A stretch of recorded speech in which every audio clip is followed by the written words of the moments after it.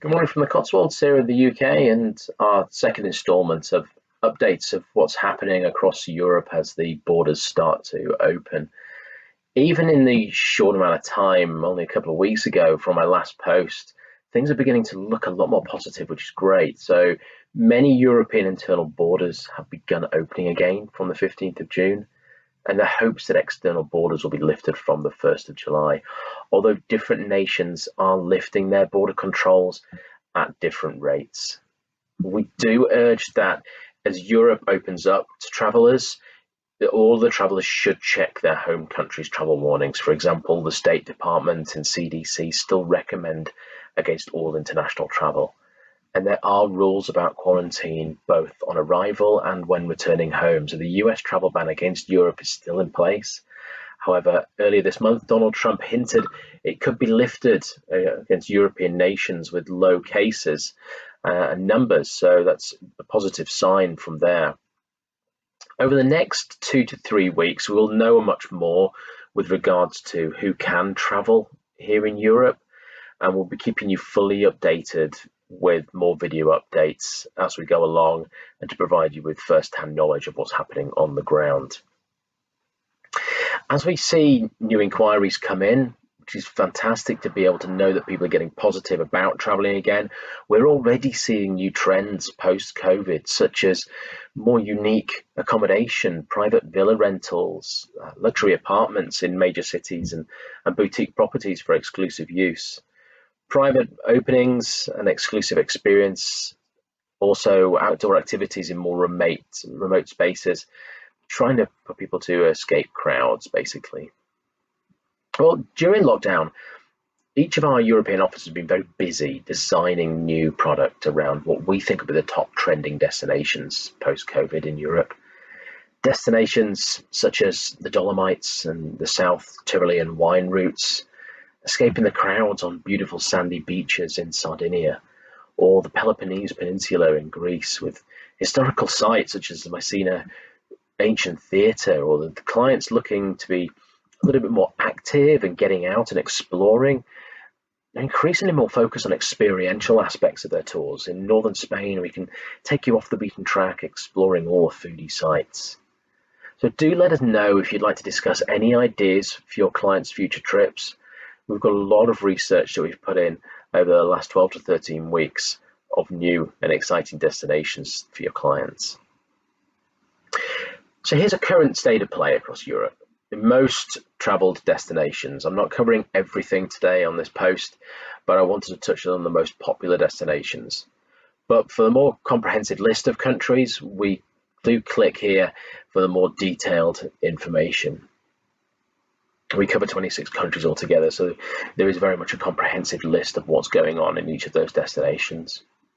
So starting here in the UK and Ireland, lockdown measures are slowly starting to ease across the UK, but we must maintain our social distancing at all times. Face masks must be worn on all public transport. Some shops opened last week and sporting events have started to take place again behind closed door from the 15th of June. From July, hotels and restaurants are due to open. The biggest change for us, as I mentioned in my previous posts, is the 8th of June, the introduction of the 14-day quarantine measure for arrivals into the UK. This means you cannot leave the place you're registered to stay for 14 days. That's where you must self-isolate. So this is going to have a big impact on the restart of travel, certainly here in the UK, and we don't know when this will be lifted, but hopefully as we're working our way through, this will be soon so we can kickstart things back again here in the UK and accept more foreign travellers. In Italy, Europe's most popular destination, on the 3rd of June, Italy unilaterally reopened its borders and ended regional travel restrictions. The country entered phase 3 of its lockdown, lifting on the 15th of June. So travellers from outside the EU, Schengen zones and the UK may now enter Italy, but the 14-day isolation period still is required. Some hotels have reopened with distancing measures and deep cleaning in place, as well as reduced capacity, as we did expect. Other leading hotels are anticipating reopening in September. They're very much staggered in terms of their approach of when they're opening. Cruises, certainly for the short term, on Italian ships remain suspended at this moment in time. In Croatia, entry restrictions are gradually being lifted. International tourists from some European states are permitted entry already, so subject to several conditions, and as we're expecting right now, including completion of an online entry form and proof of accommodation to be carried at all times. Border checks are carried out on all incoming travellers and quarantine imposed. For those who have found symptoms, hotels began reopening to international travellers from the 15th of May. So they've been opening for a while now. The additional measures put in place to ensure high standards of cleanliness and social distancing. So they really do have things covered for Croatia. That's looking very positive for many people right now. In France, phase 2 of the reopening of restaurants, bars, parks, gardens and beaches on the 2nd of June have also begun reopening under tight restrictions this week. Countries' borders are really beginning to reopen, as certain EU countries and EU travellers with international travel certificates are allowed to enter from the 15th of June. The Eurostar is running, but a limited service still between Paris and London. But passengers again are required to wear masks and carry a completed form stating what the reason is for their journey. So it's still very much not free travel into France. Spain's state of emergency was lifted on the 21st of June. So when travel from all EU Schengen countries has been allowed, with the exception of Portugal, which will be allowed as of the 1st of July. Spain has also announced a quarantine-free travel corridor with the UK. The mandatory 14-day quarantine period in place since the 15th of May has also been lifted now, but masks are mandatory in public transportation and may be mandatory in all public places going forward.